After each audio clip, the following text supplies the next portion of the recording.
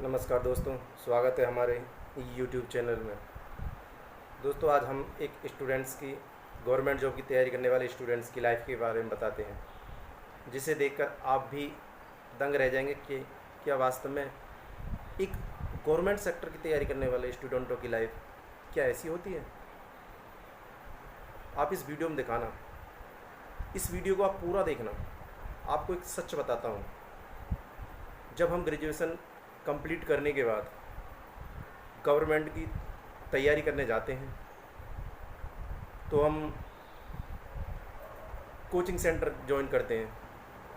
कोई एसएससी की तैयारी करता है, कोई यूपीएससी की तैयारी करता है, कोई रेलवे की तैयारी करता है। हम महंगे महंगे कोचिंग सेंटरों में 20-20 हज़ार, 30-30 हज़ार, 40-40 हज़ार तक की फ़ी भरते हैं। उसके बाद नोटिफिकेशन निकलता है, एसएससी लगा लीजिए आप। एसएससी का नोटिफिकेशन निकला, वैकेंसीज आई कितना, मात्र 3,000। पहले तो भी ठीक ठाक वैकेंसी आती थी, लेकिन अब 3,3500।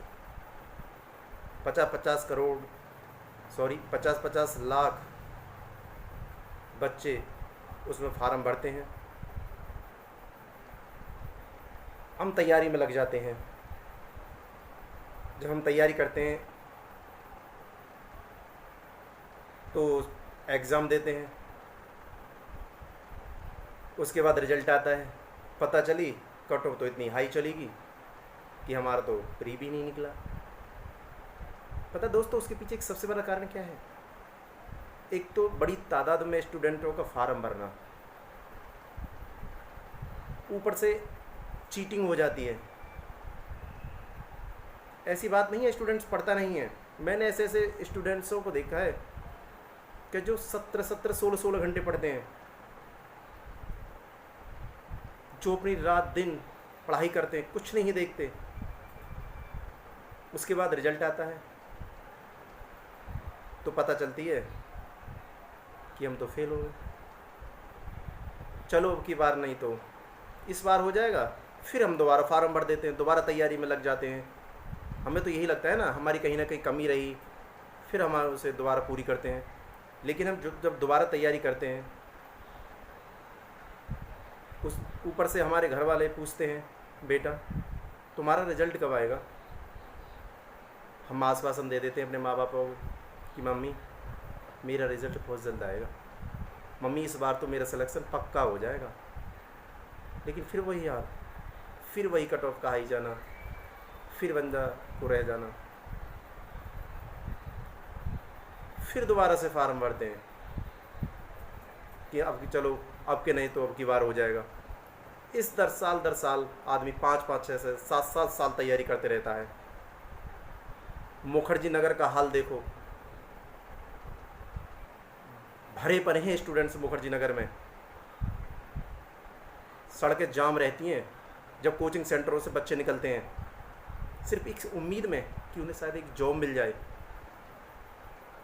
हमारी माँ, हमारे पापा हमारे रिज़ल्ट का इंतज़ार करते हैं, सोचते हैं मेरे बेटे का सिलेक्शन हो जाएगा तो हमारे लिए जो हमारा भार उठाएगा, हम अपने बेटे की शादी करेंगे।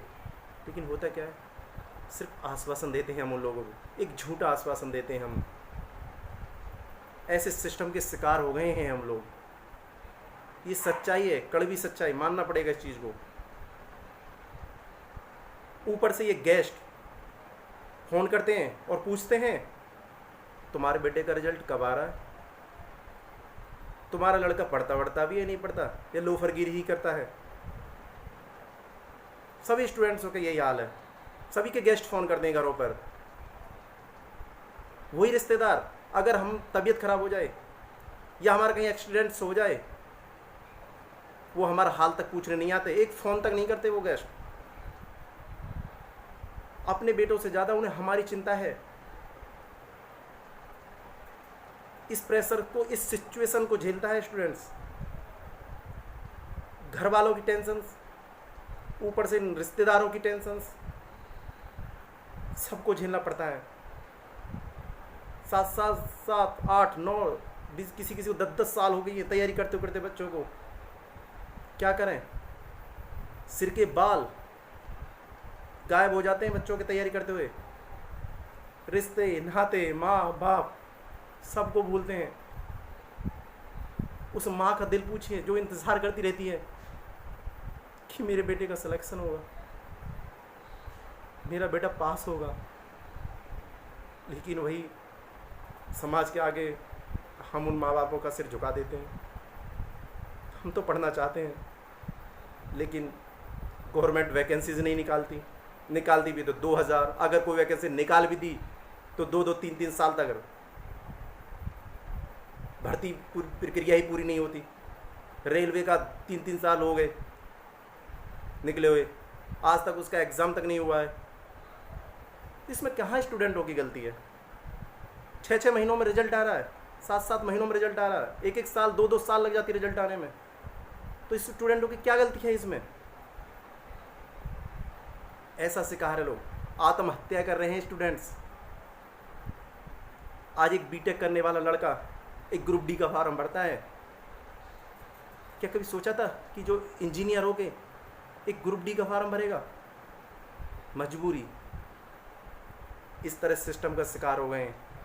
प्राइवेट सेक्टर्स में जाते हैं, उस हिसाब के बच्चे को पैसे नहीं देते, कहाँ से करे वो? अपना खर्च तक नहीं निकाल पाता बच्चा। ये है स्टूडेंटों की लाइफ।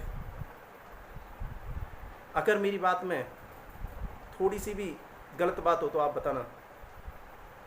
सच्चाई है ये, कड़वी सच्चाई। इस तरह हम सिस्टम का शिकार है दोस्त। इसमें हमारी गलती नहीं है। हम बहुत पढ़ते हैं, किताबों के मोटे मोटे गट्ठरों को पढ़ते हैं, अपनी रातों की नींदों को खोया है हमने, शादी ब्याह फंक्शन सबको त्यागा है हमने। लास्ट में आकर क्या मिलता है? वही फेल। कब तक ऐसा चलेगा? कब तक? ये है स्टूडेंटों की लाइफ।